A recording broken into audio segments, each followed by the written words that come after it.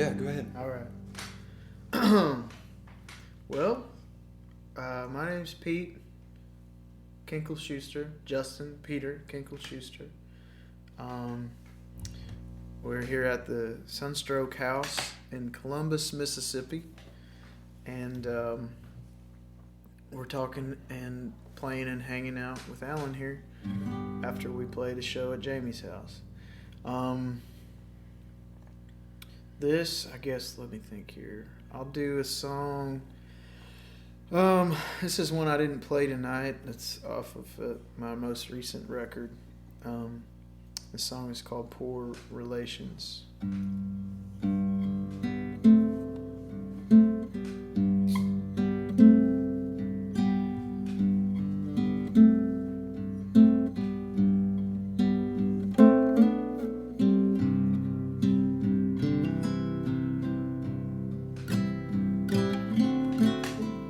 You'll be left and leaving, come and gone, to want and need that greet you every dawn, greet you every dawn.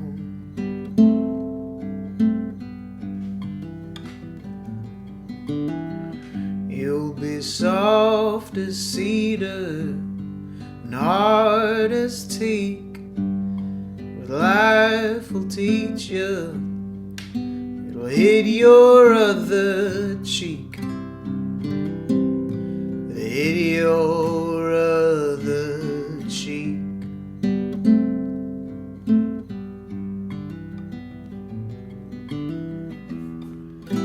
The song is over before you've had the time to find the notes, and the choice is made before you've had the time to think it over.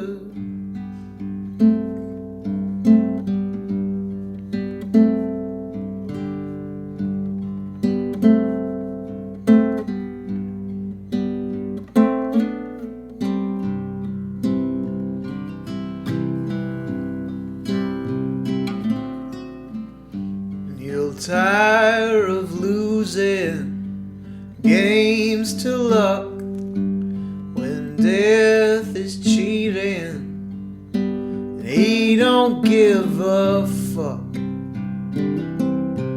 He don't give a fuck.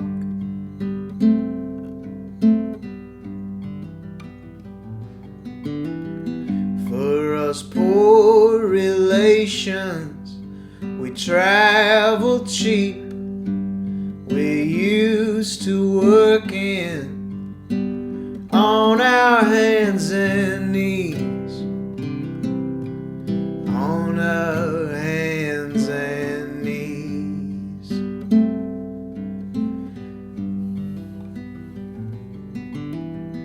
And you'll see the work is never done.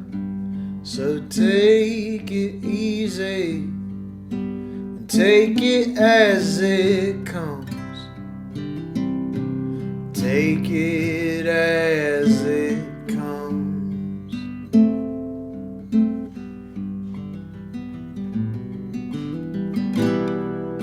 And the song is over before you've had the time to find the notes, and the choice is made before you had the time to think it over.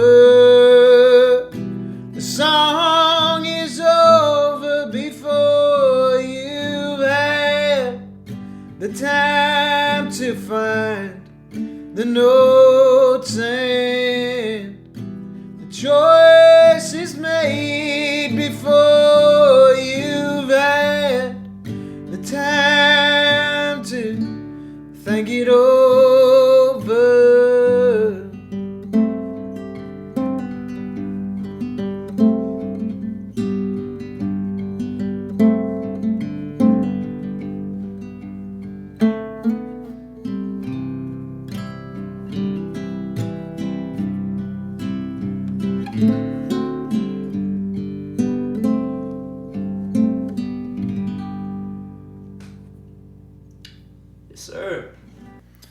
My name is Spencer Thomas. The song is called Harder Than It Used to Be.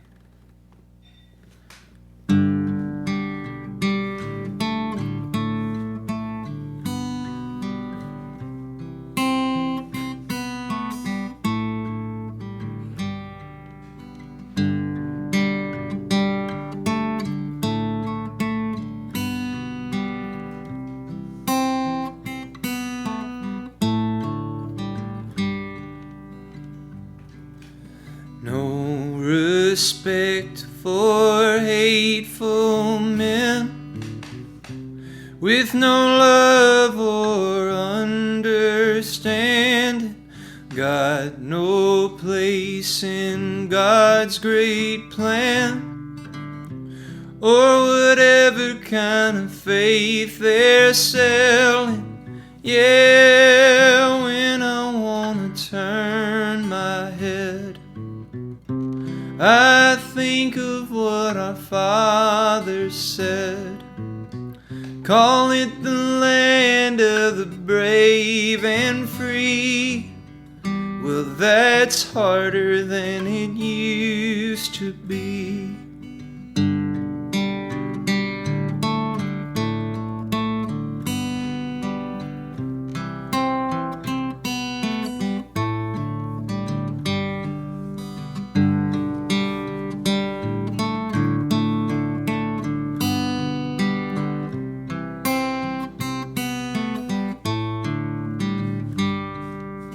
Rich stay rich and poor get poorer. How the hell can we still ignore it? Heads in the sand while temperatures are higher. Soon enough we'll see a world on fire. Yeah, when I wanna turn my head, I think of what our Father said. Call it the land of the brave and free. Well, that's harder than it used to be. Yeah, when I wanna turn my head, I think of what our Father said. Call it the land of the brave and free. Well, that's harder than it used to be. Well, that's harder than it used to be.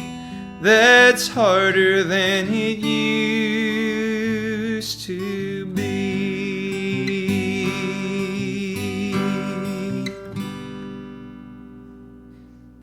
Well, guys, I'm excited about this episode here. Sure. Glad to be here. I've seen a lot of great shows in this room, I bet. and tonight was no exception. I've never. We had Brad Armstrong and Taylor Hollingsworth. They shared a set similar, but it wasn't a back and forth. It was a special evening, guys. Cool.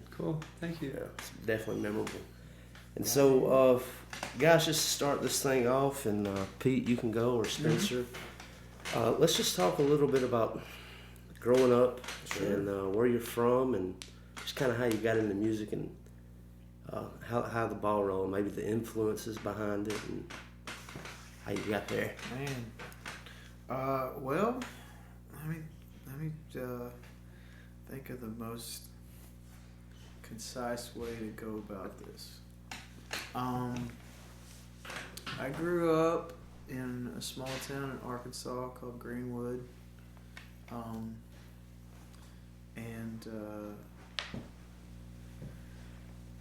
as far as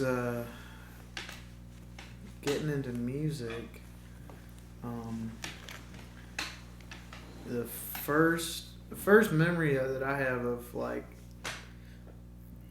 hearing a song and having feeling a connection to a song was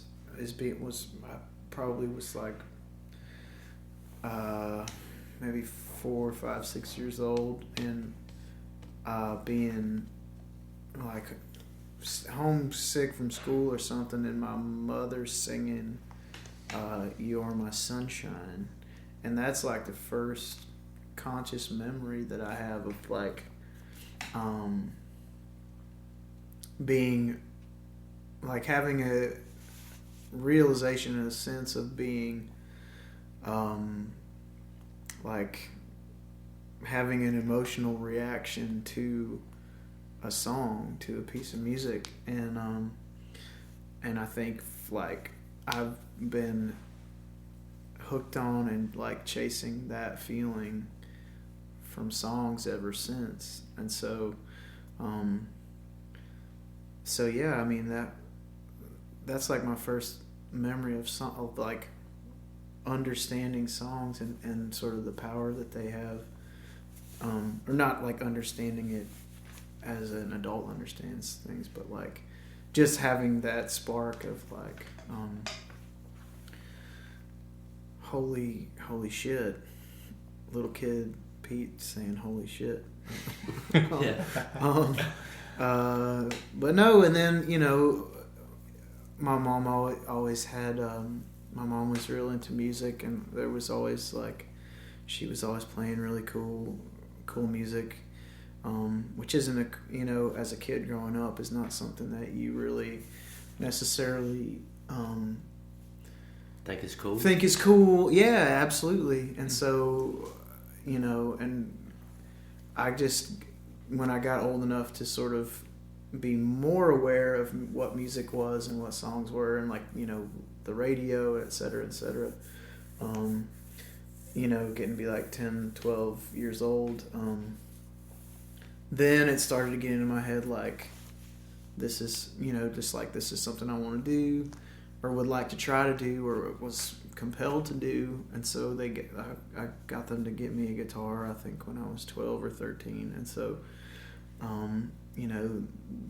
the first guitar that they got me was like this like a really shitty classical, not even a classical guitar, like one of those, it was in between a toy guitar and like kind of this guitar you're looking at, like okay, it looked like a classical guitar but was not. So we're not saying First Act from Walmart, but this is before First Act from Walmart. This was like something that my dad probably got from like a pawn shop or something for like $20.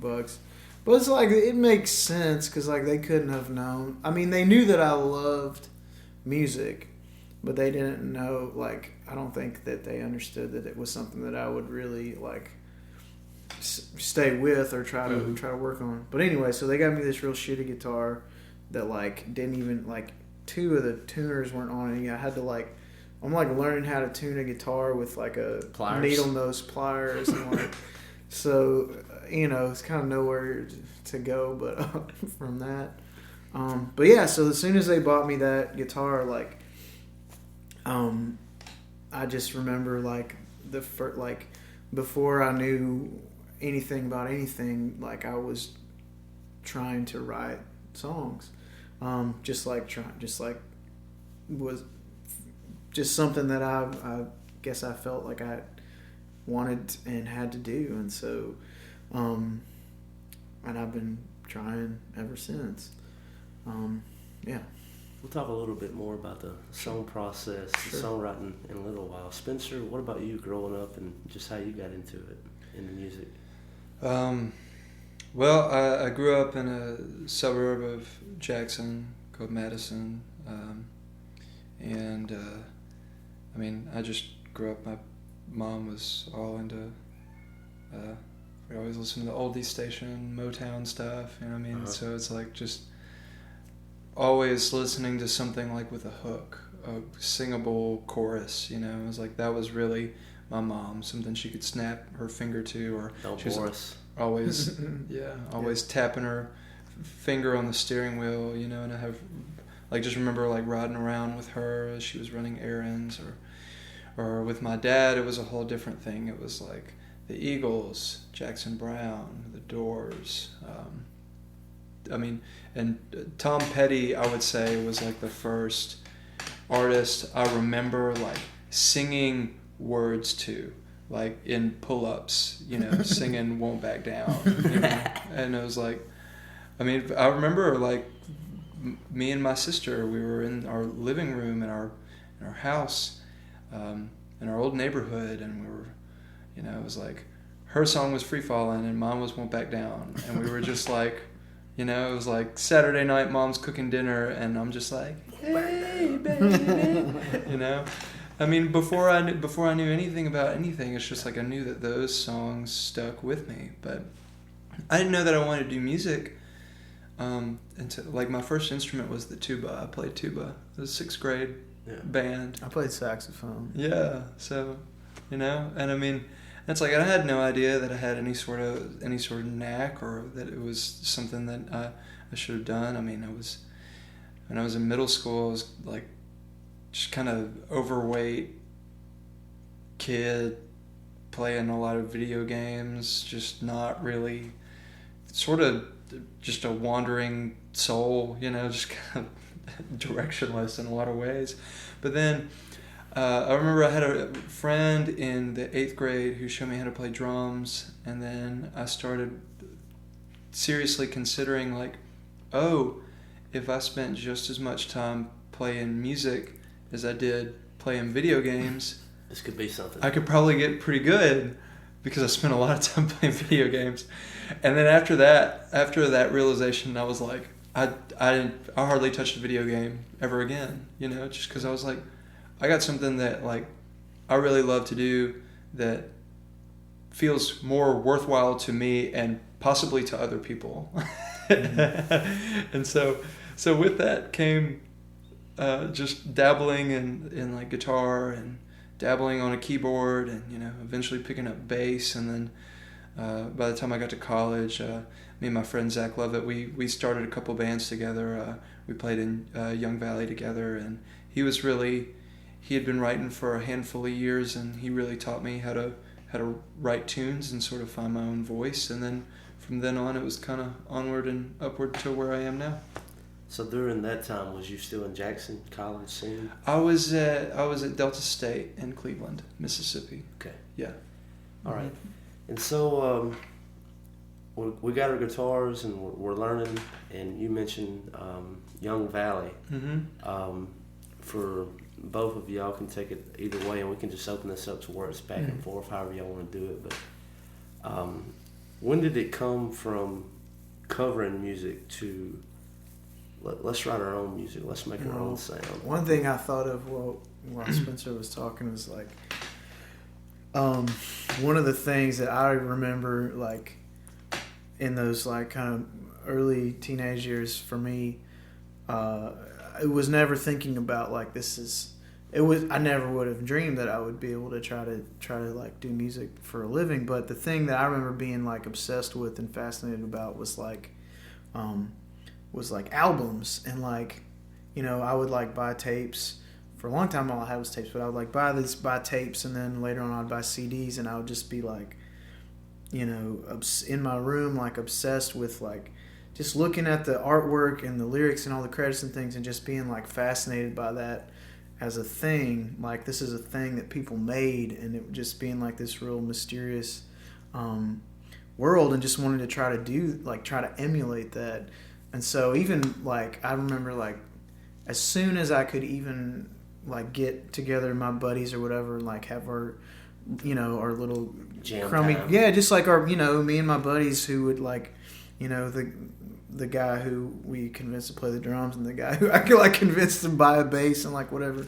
Like as soon as we all had our instruments, and like I was like trying to like teach them like songs that I had made up, but also like the other thing was like, I had my mom like playing kind of like interesting cool stuff at the house, but then also it was like the only thing around was like the classic rock and the oldies radio.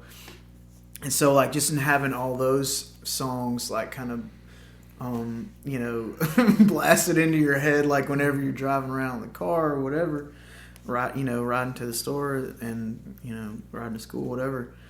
And like I remember when I started to like figure out that like when I try to like learn those classic rock songs or like oldies songs like on guitar, like learn them and sing them, I remember just like feeling like, oh shit, like this is a song I heard on the radio, like this is a Creedence Clearwater Revival song that I can learn how to, like I can figure it out and I can sing it, and we can go out in the garage and I can get my boombox and I can put a tape in the boombox and I can make a recording of me and my buddies like trying to play the song. Like that to me, that is the other thing I remember just being like the thing. I was like, I can try to do the thing. Like I can try to make a recording. Like just being like, that's the kind of thing I remember growing up and being like, man, I just want to try to do that. I just want to try to make something like that. Like that to me always felt like, you know, the highest goal was just to like first get a guitar, second try to write a song, third like try to put a tape in the boombox and just like try to make something. I don't know. Man, the first day I moved my drum set down to the garage and my friends shoved their amps in there and we all just made a bunch of noise. It was just like, oh yeah, the just most like exhilarating, like you're like we're gonna do it, you know, shooting for the stars. I was so excited. Like the first time we did that, my buddy, he had a shitty drum set. And he didn't even have any cymbals, and I was like in the house. We're in the garage, and I'm like, what can we do for a cymbal? So my mom had one of those roasting pans, like a blue, but not the oval one, but a round one. And I took the lid from this blue roasting pan and like got a piece of rope and tied it from the. In the garage, you know, where the garage door comes up, and there's the metal thing. Yeah, I like tied the pot lid to the rope to the top of the garage thing and like hung it right beside his drum sets for like a cymbal, man. Oh man, I just remembered that. Oh, probably not. It probably didn't sound anything like a cymbal. But like that's the level of like pure like desperation, but also just like, you know, you don't care. You just want to try. You just want to do whatever you can or whatever you have to do to try to make the thing. I don't know. It's like so dumb, but also it's so funny as a child to think that you're like, you know, you do something. I mean, and of course, first it's like your excitement of playing something that sounds moderately close to what you're hearing of something that you like, you know, but then. It's so funny, like looking back on an adult, like realizing how far off you actually were, and how much longer it actually took to get there. You know, it's truly amazing. I did an EP. I wrote 3 songs when I was 18, and they're 11 years old now. And I went back and listened to it like a couple months ago. What'd you think? Wow. You know, I was like, is that good wow or bad wow? The bad wow. Oh, it's like, oh man. Well, you were trying, you know. I know. Well, that's all you can do. I mean, I don't think of it often, but whenever I'm, you know, taking a stroll down memory lane like this, I always try to think and remember like what some of those first songs that I ever like, you know, tried to come up with were like, and man, it just must have been so terrible. It's like a part of me wishes that I could like undo that. No, not undo. I definitely wouldn't undo it just because I'm sort of as I get older, I subscribe to the theory or belief that all of the things that you've done, both stupid and not stupid, have led you up to the point where you are now. Absolutely. And I'm very happy and grateful and lucky to be at the point that I am now. And so I wouldn't go back and try to undo any of those things, but I would like, I am curious as to like what that stuff was like. And like my folks didn't keep any of that. Like, I'm sure, I don't know what ever happened to all those cassettes that we made on the boombox. Like, but yeah, there's part of me that's like, man, I wonder. It would be kind of interesting to go back and listen to those tapes that I made when I was 13 or 14 years old, and just like, God. I'm just curious of what that top sounds like as it was swinging with the drums. Man, I think that experiment lasted about probably 10 minutes before, like, even we knew nothing, but I'm sure we were just like, this ain't gonna work. Like, we're just gonna have to wait till we can get some cymbals. I just remember like thinking, well, all it takes is like we just write like, I don't know, maybe a song, and then we can get a record deal. You know, it's just, it was like, that's how it works. Yeah, because like, literally, yeah, some record producer's gonna be walking by by the house, hearing us in our garage, you know. No, but that, like, I mean, talking about like, you know, how that sort of stuff progresses. Like, I remember, you know, being 18, not when I was still in high school, but when I went to college, I remember like trying to, like, you know, still just trying to have bands and write songs and stuff.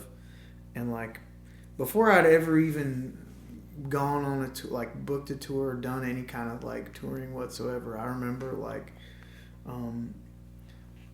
mailing shitty like demo CDs to, like, finding addresses of record labels and like sending them this stuff, and it's just like so crazy, you know, just like that was a thing that I thought would be a good idea at the time. Like Warner Brothers. Well, it was like, yeah, you know, like all shit.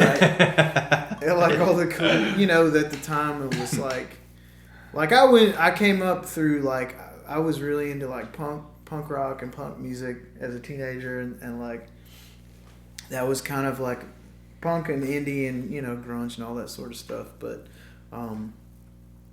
so that was sort of the stuff that I was more aware of. And then you know, when I got to college, I sort of became more aware. Like, I didn't really even listen to like a lot of country music until I was like 21, 22 years old, and I was like, holy shit.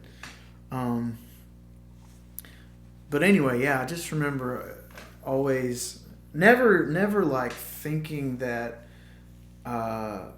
music was something that I could do as a career or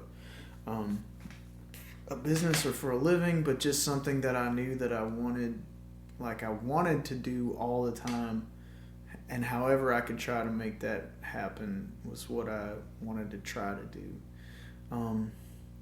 And so, yeah, I think that was just like part of the thing was just like, well, you gotta write songs, you gotta try to make a recording, you gotta try to you just gotta try. I don't know. Let's go right there. And so like you were sharing tonight with the story about American Made. Yeah. And I mean, with just Caleb and Randy, they come in, they had been listening to Waterlighters for months. And Caleb told me, he's like, you know, he's been to a lot of shows here. He's like, this is the first time I've been here and like was aware of who the person was. Right on. Yeah. And when he requested the song, and then she wanted to hear "Let It Breathe," and they was like, well, "We're so stoked." And so, like, let's talk about that songwriting process. At the beginning, was it introspective, or is it always like just looking through the lens of another, or is it just kind of varied? Or man, there's no rhyme or reason. There's no one way. I always feel like a real fool when I try to talk about writing a song, because there really isn't a way that I know to talk about it that I feel like makes sense, at least to a person other than myself. Just because it's never just one way. It's never really just one thing, or if it. In the rare occasions that it is, it's just kind of that thing where it just kind of hits you. Mm-hmm. And that's happened to me maybe 4 or 5 times in all the years that I've been trying to write songs. But I mean, I know the one thing that I know for sure is that I've always, ever since the first, like I was talking about, remembering my mother singing that song, is like, the first like that memory for me is, you think a kid hearing their mother sing a song to them is like the thing that to this day, 30 some years later, the thing that I remember and the thing that affects me about that memory is not the sweetness of the song, but like the sadness and the bittersweetness of that song. And even as a small child, I remember feeling that, not just a purely uplifting thing, but I remember feeling like that pang, that pang of bittersweetness. And that, I think, is the thing that's always attracted me to songs, and that's the thing, I guess, that has always kind of been the driving force in just about every song I've ever written, is that it's always at least semi-dark, and I just, that's the sort of stuff that I've been drawn to ever since I was a little kid. So absolutely. So that just, as far as writing songs, that kind of has been, that's just kind of been the force behind pretty much all the songs I've ever written. And I don't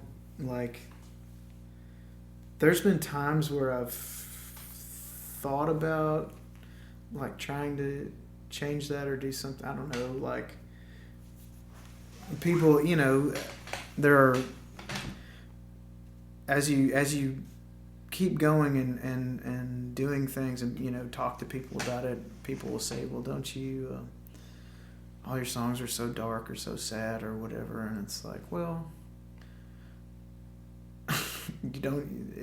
my experience of life has been that is most of what life is. Mm-hmm. And that's just the parts that I feel like I have something to say about.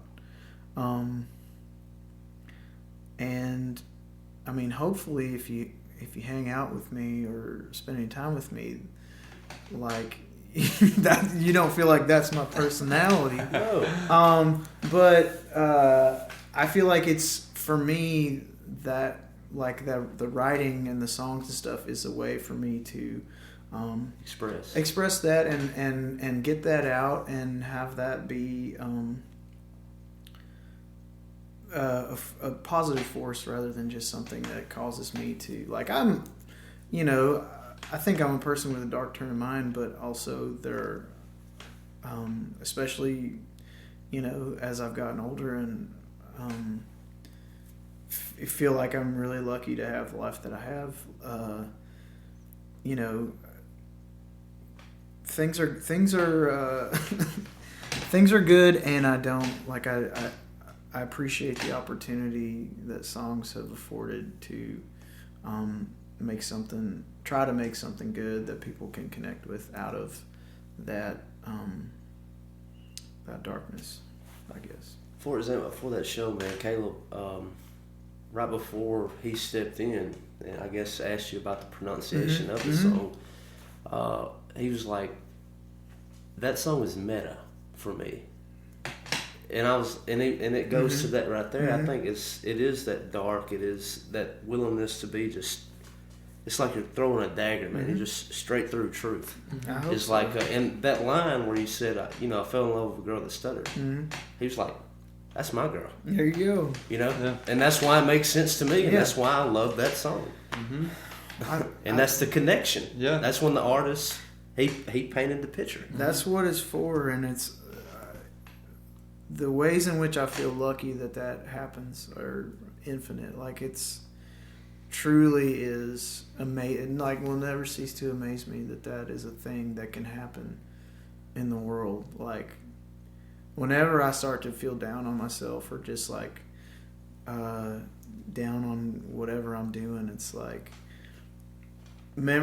stories and memories like that make me kind of pull out of it and just be like, it does, even if it doesn't feel like it all the time, it does work. And it, most 99% of the time, you won't even know or see that it is working. But that's all you can do is get it out of yourself and put it into the world. It out there. See what happens.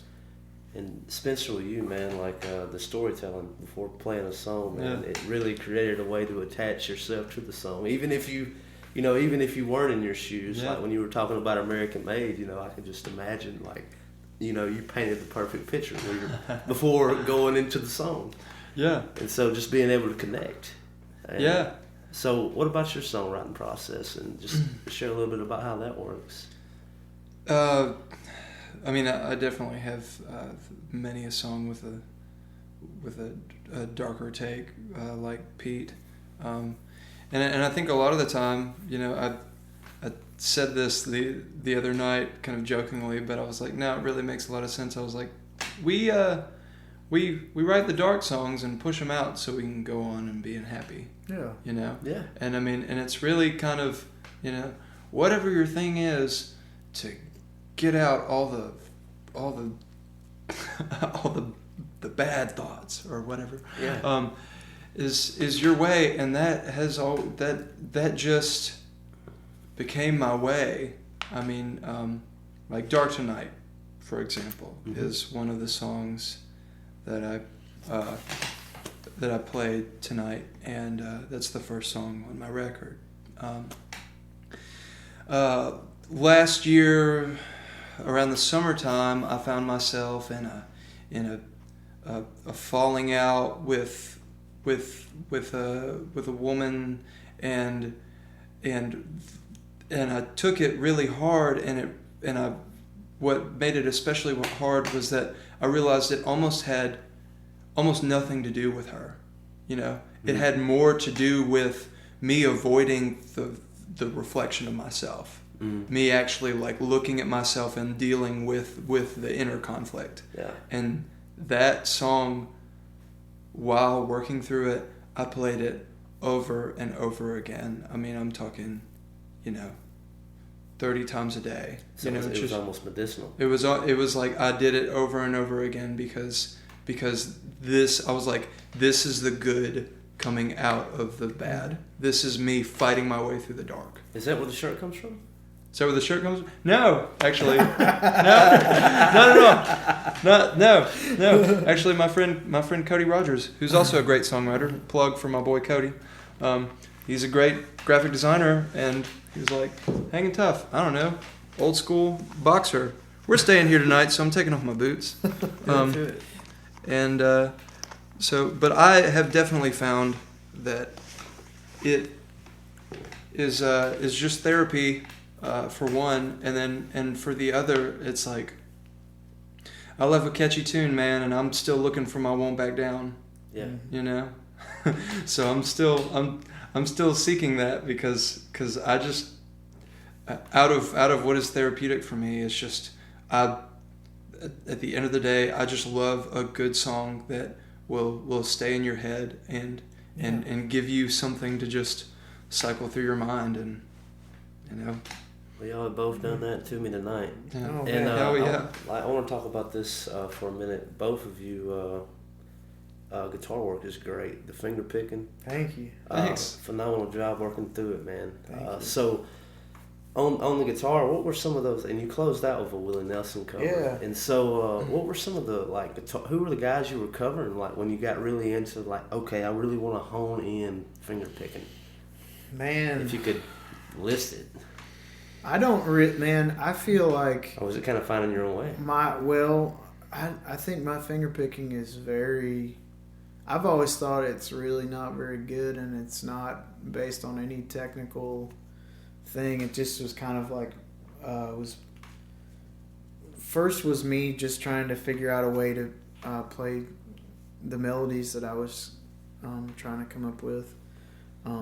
And I think to this day, most people will use all their fingers, but I just use my thumb and my ring finger, my middle finger. I use my index finger actually. I'll just use. Me too. Just. Yeah, like I can't even use. I'm only using two. Yeah, you're right. two I thought tonight I saw you using your middle a little bit, but it just hangs there. Yeah. Like this. Your thumb is totally your wrong. Your thumb is controlling the bass. This is totally wrong. It's not based on any method or anything. It's just based. It's just the way that I figured out how to do it. The only person that I feel like in retrospect, that I feel like I've tried to that sort of copy or that I've ripped off is a woman named Elizabeth Cotton, who was she was part of like sort of the folk revival in the 60s, and she was from North Carolina, and she made a couple records like for folkways in the 60s, but I feel like my fingerpicking style is mostly based off of Elizabeth Cotton, and then just me trying to figure it out. Yeah. However, just trying to figure it out, which has basically just been all I've ever done. It's like just been me trying to figure it out. Yeah, man. Somehow. Absolutely. I have a similar take. Yeah. Yeah, I don't know if I have anybody that I can reach to in particular, but I think just like the finger picking is a way to create a rhythm all on your own when you don't have a band. Mm-hmm. You know, I mean, it gives the song a little more movement. It does. Yeah, that's why I'm always like I'm either finger picking or I'm like chugging. Shuffling. You know, it's just like it's either just like a straight steady pick or it's a finger pick that just moves the song along. Mm-hmm. Yeah. Cool. Well, guys, to begin to walk this thing out the door, let's talk about the future and just what y'all have going on now. Just solo, you have 2 records out. I have 2 records out. I'm working on the next one. Just trying to keep doing the thing. Make another record, put it out, keep playing shows. That's. So this won't be up by tomorrow, but y'all be in Jackson tomorrow. Mm-hmm. Mm-hmm. And then what about the future? Could you project a little bit of the early 2020 of where things are going? Just play some more shows. But I'm trying to play. I'm trying to play more shows. I'm trying to finish the next record. I'm gonna work on another record with my friend Will in a band that we have called Marie Lepanto. There's a Water Liars record that was made years ago that needs to come out at some point. I'm trying to finish up my application. I'm trying to get into grad school for creative writing, so I'm trying to do that right now. Got a lot going on. Yeah, just plugging along with different stuff. That's as usual, business as usual. Yeah, man. Just plugging along. Spencer, Mm-hmm. what about you, man? Strangely enough, I'm similar in a lot of ways. While Pete was talking all about that, it made me really think about, it's like we're trying to keep this up and then also sort of accomplish like regular life goals, that other normal humans want to do. Yeah. Like, Yeah. Besides just making records, it's like I'm actually gonna finish school. I dropped out 5 years ago, and I'm actually going to finish with a social sciences degree in May. Great. I've started working on some newer tunes. I played a couple tonight. They were good. Enjoyed them, man. Yeah, thank you. I've been playing keys with Jimbo Mathis of the Squirrel Nut Zippers. I saw that. And he was kind of talking to me. We've kind of been passing ideas back and forth of how maybe my next record could sound. And he's, I think, going to have some involvement in the production of it. And so we're seeing what shakes down there. Other than that, it's sort of the same as Pete's. It's just continue to plug along and play more shows and take the opportunities as they come. But, every day I just try to sit down with a notebook and just complete an idea. It's like anything that I'm really on the idea of just stacking up the days of work, because when it comes to tunes, it's just like the more hours you spend digging, the more likely you're going to find gold. I'm telling you, it's I've been Android forever, and a month ago I swapped over to iPhone. So Wow. I got an iPad and I got an iPhone on me now, and so and I work a job where I get to go out in the city. I work over in Starkville, and so I'm always communicating and like meeting people and serving people and like doing different things throughout the city. And so if something strikes me, like if maybe the way they come at me, or just maybe the way they worded something, you know, I'll jot it down on my note, and then it's sitting at the iPad at the house. That's the way to do it. And I've had two of the latest songs that I wrote was an idea that I thought were going to be 3 separate songs, and it ended up just being verse, verse. Yeah. You never know where the You pieces don't are like, and that's the thing about it, and it's so great to sit down and talk with 2 songwriters at the same time and just kind of talk about the process, because no animal is the same. No, never once is it the same. Yeah. It's funny you mentioned that. I'll have pieces, like little bits and pieces of things that you think will be one thing, and then the next thing you know, there's different pieces are hanging around for 6 months or a year or 2 years or shit. I've had stuff hang around for damn near 10 years, and then the next thing you know, like it Catches this fire. this piece that was just hanging around for God knows how long, all of a sudden finds its way into the right thing for it, and it's always a surprise, and it's always always a very small victory, but a victory nonetheless, or feels like one. Anyway. Guys, you want to walk us out with some music? Yeah, man. All right. So this is Pete again. This one's for Ranger Randy and for Alan. Thanks for sitting down with us and taking the time.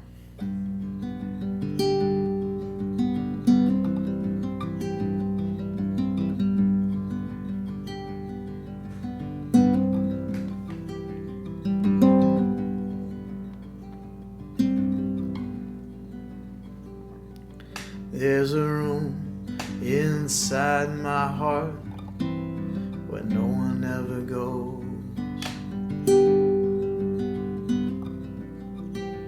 It's been boarded up and locked for years, and everything was gone.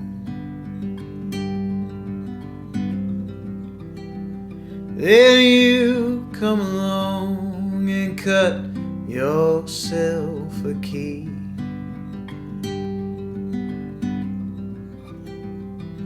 Swept the floors and opened all the windows. Said, baby, let it breathe.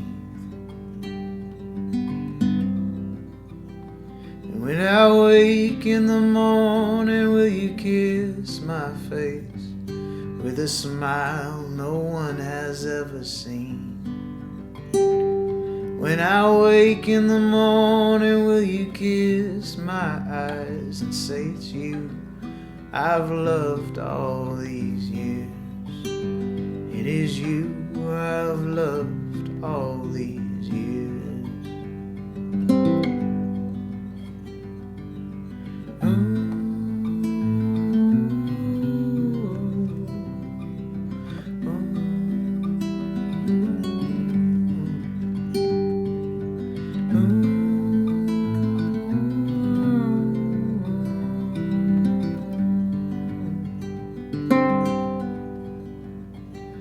There's a place inside your heart, baby, I believe. It's been raining there so long, sometimes you can't hardly see. Then I'll come along and clear up everything. Get it right, we'll get it right, we'll get it right. So baby, come with me. And When you wake in the morning, I will kiss your face with a smile no one has ever seen. When you wake in the morning, I will kiss your eyes and say it's you I've loved all these years. It is you I've loved all these years. Yes, it is you I've loved all these years. It is you I've loved all these years.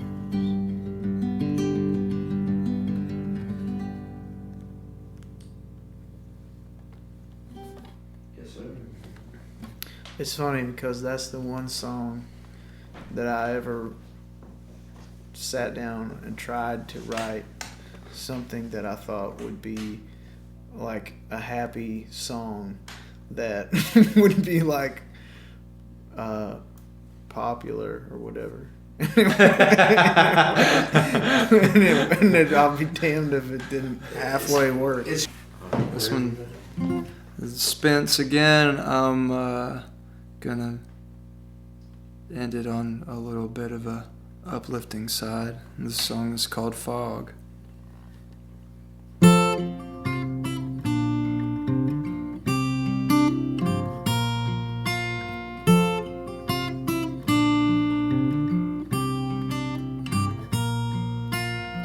Out the window, sun is shining, wishing it were shining in my head.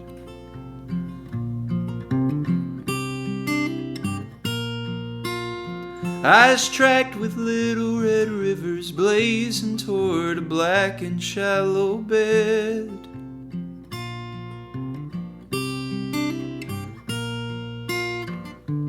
Then I see some beauty.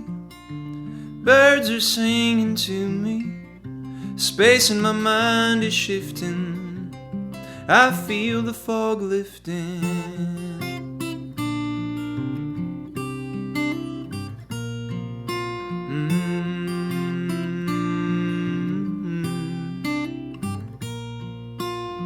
In the spell of a shaky dream, someone's always chasing after me.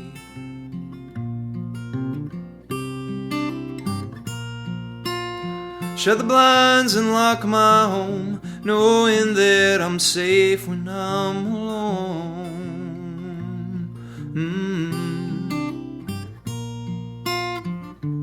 Wondering, is it worth it?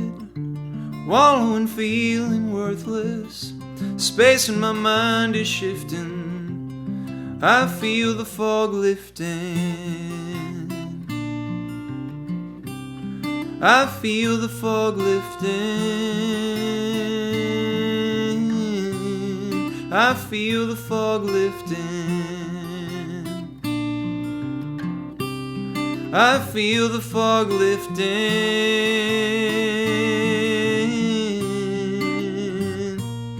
Whoa, whoa.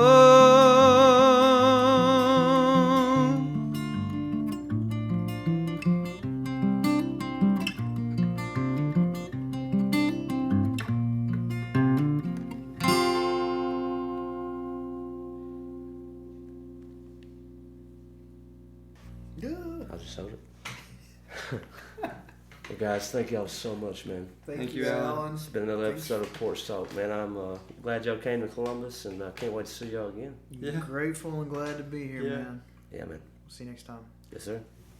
News and notes. Jamie, thank you so much for setting all this up, for having Pete and Spencer over to play at your house and allowing us to record a podcast after. If you haven't done so already, I would ask that you would rate and review the show, subscribe, follow, like, and while you're at it, give Pete and Spencer a follow on their social media and look for them in 2020 and follow them and see what they're up to and get excited. Listen to their music, support them. And so that's going to do it for this episode of Porch Talk. I think I've said everything I need to say. So, till next time, peace out.